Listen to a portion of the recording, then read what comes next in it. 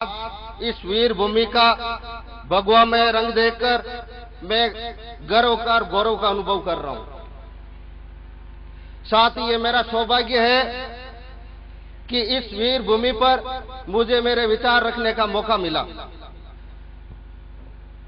साथियों, सबसे पहले नमन करता हूं उन शहीदों को, वीर पुरुषों को, महापुरुषों को, जिन्होंने मातृभूमि की रक्षा के खातिर एक शाम तो क्या, शरीर का हर कण, जीवन का हर क्षण इस देश के चरणों में अर्पित कर दिया। साथियों, ये भारत बहुरत्ना वसुंधरा है। इस देश में 200 साल तक अंग्रेजों का राज रहा, लेकिन कभी भी किसी हिंदुस्तानी ने उसको दिल से स्वीकार नहीं किया। कोई भी साल ऐसा नहीं गया होगा कि लोग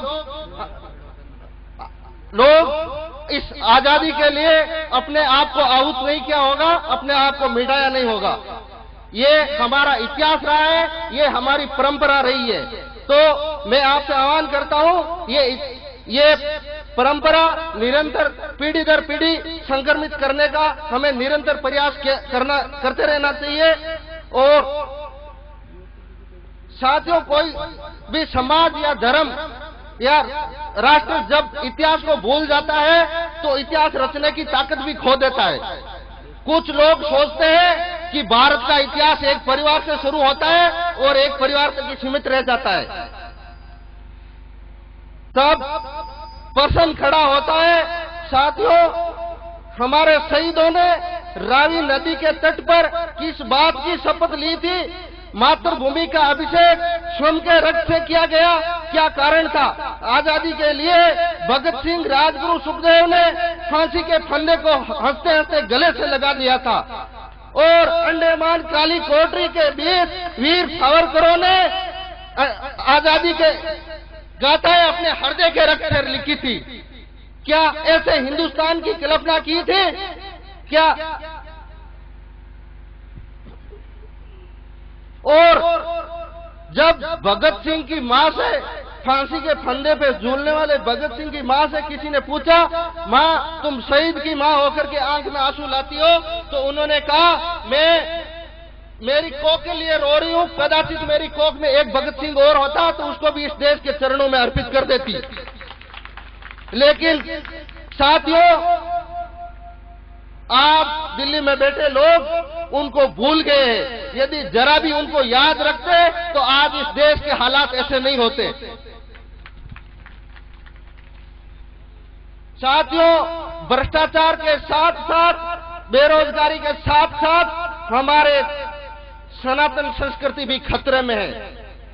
प्रश्न खड़ा होता है, पूरे विश्व में सनातन संस्कृति का प्रचार करने वाले विवेकानंद जी महाराज आज हमारे बीच में होते तो क्या होता? साथियों, आपको पता होगा, पिछले साल 4 जून की मध्य रात्रि को आपने मंजर साहिब टीवी पे अपने आंखों से देखा होगा। वही होता जो स्वामी रामदेव के साथ में हो रहा है।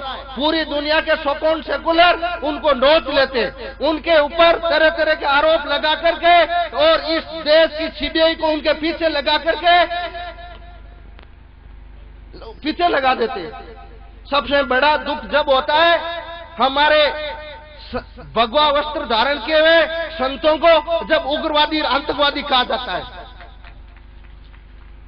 पिछले कुछ दिनों पहले आपने सुना होगा या मैंने भी न्यूज में देखा, आपको पता होगा, एक विकीलीक्स ने खुलासा किया था जिसमें जो कांग्रेसी जिसको युवराज मानती है और वो भी अपने आप में इस देश का प्रधानमंत्री बनने का सपना संजोए बैठा है, उसने एक अमेरिकी विदेश मंत्री के सामने बयान दिया था कि हमें विदेशी आतंकवाद से खतरा नहीं है जितना भगवा आतंकवाद से है।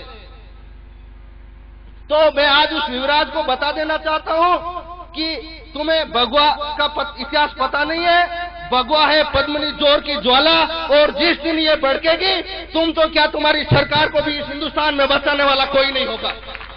साथियों, गाय को हिंदू धर्म में माता का दर्जा दिया गया है। इस देश के सुप्रीम कोर्ट के बार बार टोकने के बावजूद गुजरात को छोड़कर पूरे हिंदुस्तान में गौ हत्याएं हो रही है।